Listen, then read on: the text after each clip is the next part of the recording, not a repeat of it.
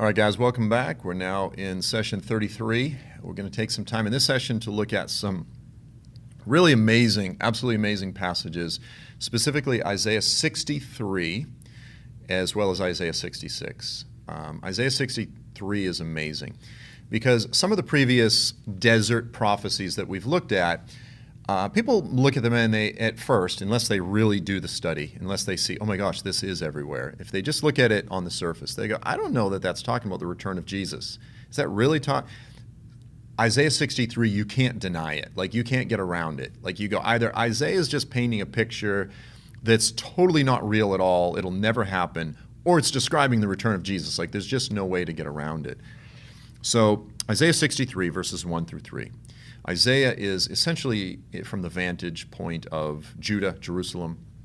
He's looking south toward Sinai. He's looking south toward modern-day Jordan, modern-day Saudi Arabia, from the region of Edom. And he says, who is this coming up from Edom?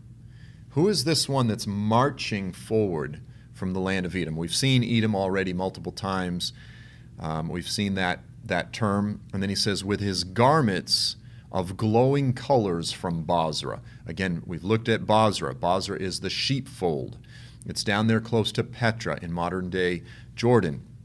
We've seen these terms, Edom, Seir, Teman, Bozrah, Sinai. We've seen all of these terms. They're all pointing to the south. We saw it in Deuteronomy 33, Judges 5, Psalm 68. We saw it in Micah 2.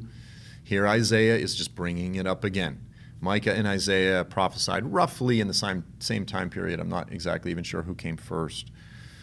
And then Isaiah says, this one who is majestic in his apparel, marching forward in the greatness of his strength. This is Jesus. And then he responds, he says, it is I, speaking in righteousness, mighty to save. Like, finally, he's here, he's on the ground, he's marching. Isaiah's like, what am I seeing here? What am I seeing here? Isaiah 59, by the way, just previously, just a few chapters earlier, and we don't know necessarily, I don't know that I have total confidence in terms of the arrangement of the prophecies of Isaiah. Are they all arranged chronologically from the way that he got them, etc.? Probably not. But Isaiah 59 very well may have come just before Isaiah 63. So back there in Isaiah 59, verse 17, it spoke of the arm of the Lord putting on garments of vengeance and zeal. The zeal of the Lord is the passion of God for all of these things, for the day of justice, to give us relief, to bring relief, to bring, just refreshment to those that are persecuted, to those that are groaning and crying out to him, millions upon millions throughout the earth. The zeal of the Lord of hosts will accomplish this. Like, I love that. Like, do you want to know what's going to? It's his fiery, he cares. It says Jesus will put on the garments of vengeance and zeal as a mantle on that day. It's absolutely beautiful. So here he's marching forward. And so Isaiah's looking and he says, well, hold on now. Why are your garments vivid red? Why are they bright red, like someone who's been treading the winepress all day? So, obviously back in the day, the winepress would sort of be like a big stone bowl or something like that, and people would get in and stomp it with their feet. Now, you want to wear your work clothes when you do that, because you will ruin your good clothes. Like, your clothes by the end of the day will be covered with the blood of the grapes, right? The sangria. Like, you can't do that job without being soaked with juice.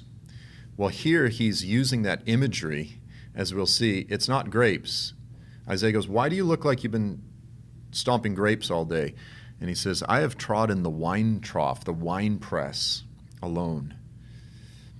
From the nations, from the peoples, there was no one with me. Like, no one supported me in this. And then he says, I trod them in my anger. Who? The nations, his enemies. I squished them like grapes. That's what he's saying. My enemies. I trampled them down in my wrath. And their blood, their life blood, spattered all of my garments. So why am I soaked in bright red? It's blood of his enemies. This is Jesus. Like, this is He's described as a warrior. He's described as one with vengeance. He comes with vengeance.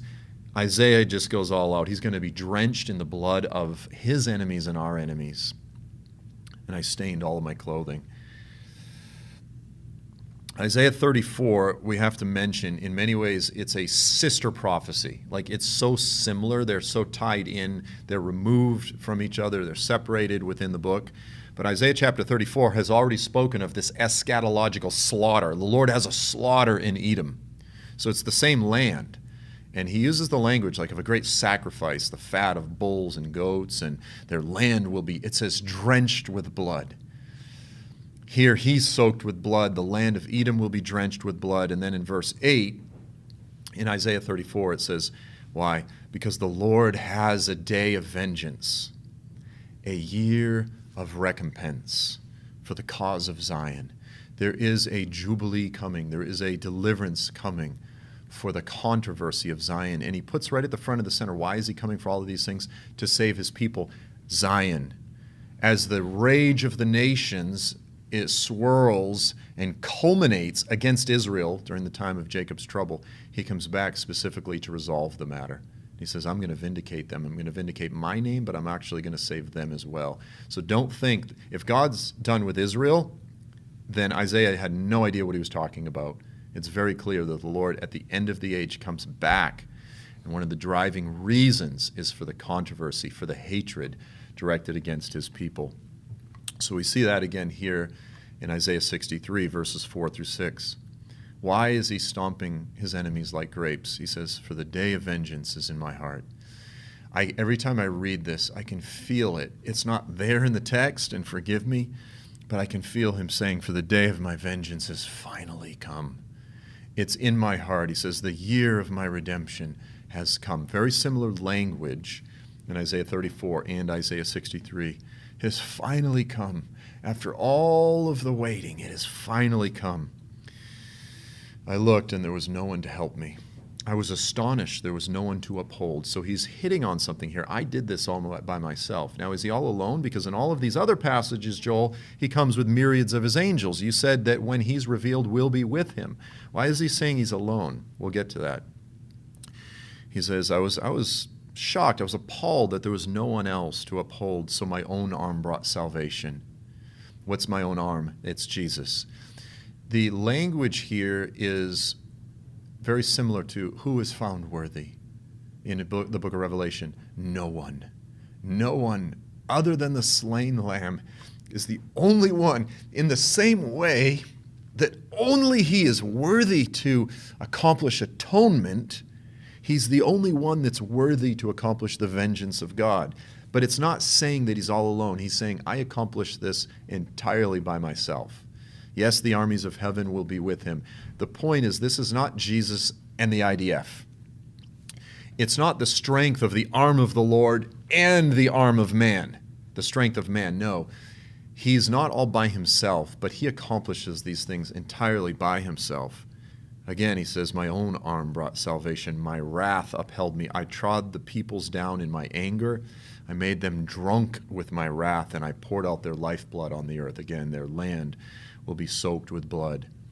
Now, this is basically saying the same thing. So again, when I say this, it's not that he's all by himself. It's saying the same thing that we saw back in Isaiah 59, and this is really the foundation of it, verses 15 and 16. The Lord saw that there was no man, and he was astonished, almost identical language, that there was no one to intercede. He goes, I was astonished there was no one to uphold. He's almost quoting the same statement. Then his own arm brought salvation, and his righteousness upheld him. Isaiah 59 is completely the context of which is the atonement. It's the atonement of God. It's the cross. Like Jesus accomplished our salvation all by himself. Okay? He didn't partner with anyone to do it. It's God sent provision for us. He sent his son to be mutilated for us. Likewise, the wrath of God will be fully, that's his wheelhouse. That's his job. So now we're just going to end this. We're going to look at a few verses in Isaiah 66 as the book of Isaiah comes to a close. And again, it's not describing the procession or the march, but it adds some more beautiful descriptions of the return of Jesus. Behold, the Lord will come in fire, and his chariots like the whirlwind. The chariots of God, like I've mentioned this previously, the Lord's throne is a chariot. Ancient thrones in ancient times were carried oftentimes. At times they had wheels. It's a very strange picture. We see it in Ezekiel. You have all of this, what in Hebrew it's called Merkabah. Merkabah is the chariot throne of God. And you have portions of, for example, Ezekiel 1, some of the weird stuff in Ezekiel that describe this. And the wheels have eyes, and, like it's very mystical, strange stuff. Proceeding from his throne is a river of fire. He will purge everything by fire. Is a terrifying thing. It consumes, and there's nothing left. You think of cremation, like with my dad, because of COVID and all. He probably didn't care if he was cremated, but usually Christians do a burial because it testifies concerning the resurrection of the body. Like this body is not just ashes to ashes, dust to dust type of thing. It will be raised up. Because of COVID, we had to cremate him, but just the idea that someone, a life, memories, there's nothing left, ashes. You think of people that get burnt, like fire consumes. It's a terrifying thing, and we all will be tested by fire. Our lives will be tested by fire. The Lord will come in fire, blazing fire. It's a absolutely terrifying thing.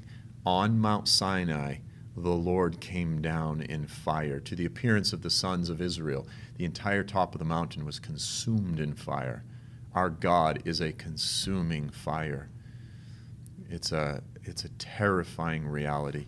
He comes in fire with his chariots like the whirlwind, like the storms. Like the whirlwind is, the cloud that led them through the desert probably looked like a whirlwind, like a tornado. But he comes in the whirlwinds to render his anger with fury, his rebuke with flames of fire. Again, there's elements there that are figurative and symbolic. There are elements there that are quite literal. The Lord will execute judgment by fire, and his sword on all flesh. Multiple references to the Lord coming back with a sword. We saw it all the way back there in Deuteronomy 33, the foundation text. Here Isaiah says it again. You see it prominently in Revelation. The sword comes out of his mouth with which he'll slay the wicked. Again, very symbolic there, but pointing to the reality of the Lord's judgments. And those who are slain by the Lord will be many.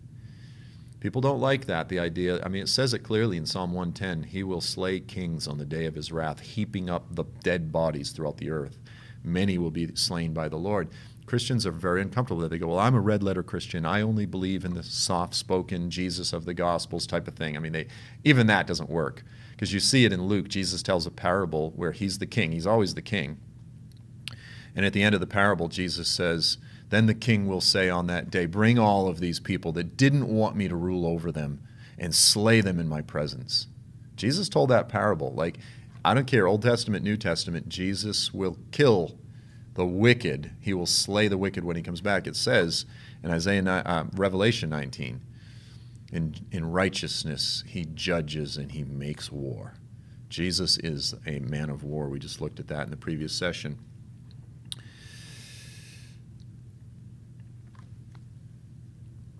So let me just end it by saying this, that Isaiah, like a masterful painter, he takes imagery from the previous desert prophecies, previous knowledge and information as this understanding of who the promised one is. Yes, he's going to be born. He's the seed of Eve, of Abraham, of Judah, of David. He'll be a human, but he's also coming back from heaven in blazing fire with myriads of his angels, the chariots of God, the horses and the chariots, the armies that are with him. We will be with him. Isaiah just takes all of this and he adds new beautiful poetry to it. He expands upon it. And like the flowers in the desert that will rejoice in bloom, Isaiah takes many of the prophecies of the coming of God, and through his lips they blossom, they open up, they expand, and it's just there's so much here. There's so much here that I'd love to talk about.